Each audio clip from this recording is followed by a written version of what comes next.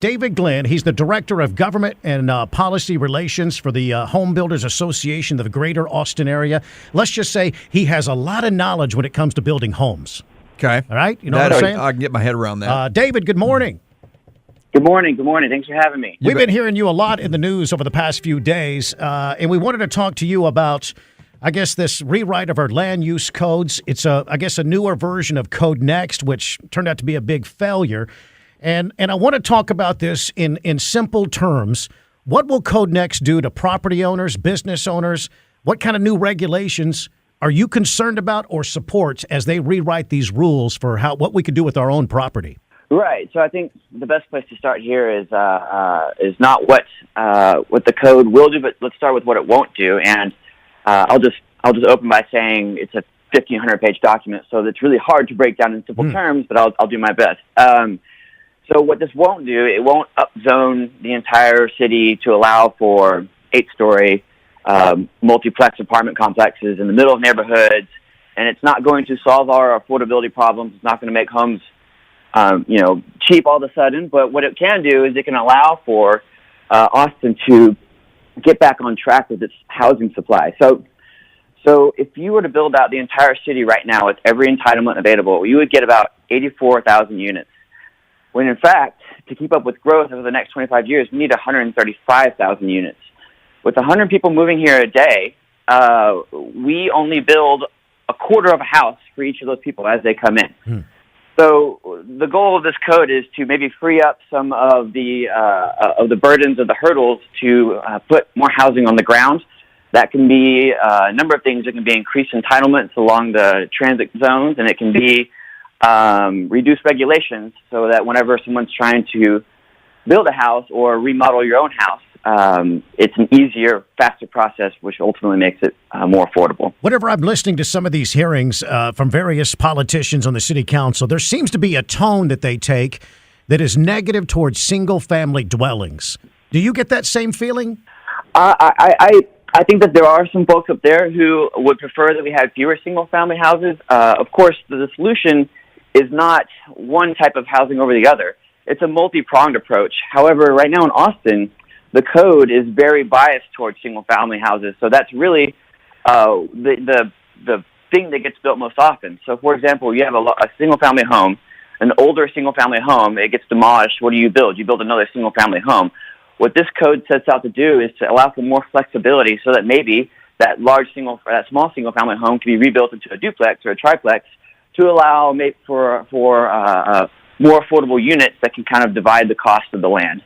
I think some people listening may see that as a red flag because they get the idea that I live in a single-family home and my neighbor could build a fourplex in their backyard, and they may not like that idea being next door to it. No. Does it clear the way for that kind of thing? Along certain areas in the code, yes. The goal is not to make this happen citywide. The point is to make this housing be developed where it makes sense. So along transit lines, Randy Clark was just saying that they're trying to make the red line work. There are really simple numbers that you can look at to know how many folks you have to have in an acre in order to make transit work. So and having transit works for everybody. So, for example, if Austinites are concerned about traffic, having more density where people can take the bus and live closer to work means that those 30, 40 people on the bus are now 30 or 40 fewer cars on the road. Interesting. Now, also, because people get the impression that means stacking more people on top of each other, it kind of makes people uncomfortable. How do you sell this? Because I'm getting a feeling that you support some of the things in this rewrite of our land use codes, but some of the other things you may not be too supportive of. Well, there's always going to be some rules that kind of dictate how the house looks. So there are houses and duplexes in neighborhoods that exist today that if you were to drive by, you wouldn't know it was a duplex or a fourplex because the form of the house or the form of the building is such that it looks like a single-family house. Yeah. That's kind of what we're looking for here. We're not looking for the very generic large apartment complexes. We're trying to make sure that the streetscape is maintained. And one of the things that is being contemplated in this land rewrite is ways to preserve existing streetscapes to allow for different types of housing in other parts on the lot. Interesting. Now, if somebody wants to sell their home, if all these rules take effect and I want to sell my house, am I going to face any kind of restrictions to actually sell that property? Does the rewrite of the land use code affect me as a seller? It won't affect you as a seller, at least not directly. A lot of the things that are going to affect existing homeowners will be more indirect. There won't be any new codes that you'd have to update necessarily. A lot of this stuff is more to do with zoning and where things can go, not necessarily how those things are built. What do you mean indirectly? How would it affect homeowners indirectly? So if you owned a home and let's say that you wanted to stay in place in that home and you couldn't afford your property taxes anymore, this code might allow you to build an accessory dwelling unit in the back that can be rented out as another source of income. If you have a caretaker or a young student that you want to house, or you're doing some multi-generational family housing, this code will allow for those type of products to be built easier.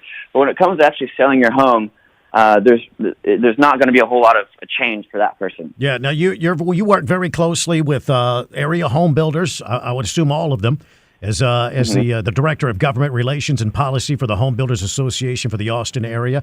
How do home builders feel about this? Do they feel that this will clear the way to build more and make more?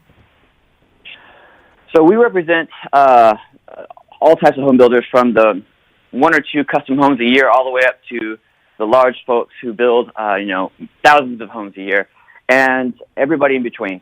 So generally, the consensus is everyone's very excited about this. It means that there's more opportunity to be creative to allow for housing that might not have been allowed in Austin since the 80s. That product is out there, and there's demand for it. The luxury market is still doing very well, but the home sales for new homes at $300,000 or less is basically non-existent in the city anymore. So, especially whether you're a custom builder and you build luxury homes, you're going to be doing fine. And if you're a volume builder, this means that you're going to be able to put more houses on the ground quickly, which is how their business model is designed. Yeah. Any idea how this could all affect property values? So that's a really complicated question. Yeah, I know it is, because it depends on where you live and what's next to you. And there's many factors there. But overall, just your general thoughts on how this could affect property values. Well, I would say probably the most salient point on people's minds right now is the discussion that's going on in the legislature. Of course, there's a big push to rein in property taxes, and the legislature is currently contemplating a 3.5% cap on a city's ability to raise revenue. That's down from 8%, so it's a pretty substantial decrease. As a city, you're trying to figure out ways now to maybe make up that revenue, and one way to do that is to increase the supply of housing. So as a property owner, if you want your property taxes to go down, ideally you'd like to share that burden with more property owners. And so by allowing for larger lots to be subdivided into smaller lots, or lots that typically have not been developed before, to allow them to develop, instead of having a vacant lot that you're collecting a really small amount of taxes on, now you have a home and a large piece of property, you're collecting more taxes, and ideally everyone's property taxes should go down. There you go. Now, it's not going to, again, it's not going to make the entire tax will go down, because the school, the counties, and the cities all have their hands in that pot. But it will slow the increase. So the basic concept is getting more homes on the ground will drive down costs. Exactly. Gotcha. All right. Hey, listen, David Glenn, Director of Government and Relations Policy for the Home Builders Association for the Greater Austin area. I thank you very much, man, for coming on the show. I appreciate it. We'll check back in with you, I'm sure, in weeks to come. And yeah, thank you very much, David Glenn, here on the Todd and Don Show. Joe? So if a duplex is built in the backyard next to me, my taxes will go down? Pretty much. Okay. Pretty much. That's pretty much what he said. All right. Yeah, David Glenn with the Greater Austin Home Builders Association. We had him on a few minutes ago talking about, the new and improved version of CodeNEXT. He got a couple of things wrong. He called it a property tax cap, and that's just not true. That's Mayor Adler misinformation there. Even if this bill passes, it means they can raise your taxes 3.5%, but they can go even higher. But if they want to go higher, they have to ask you, the voter, first. So they have to be polite. They have to be polite about it exactly. first.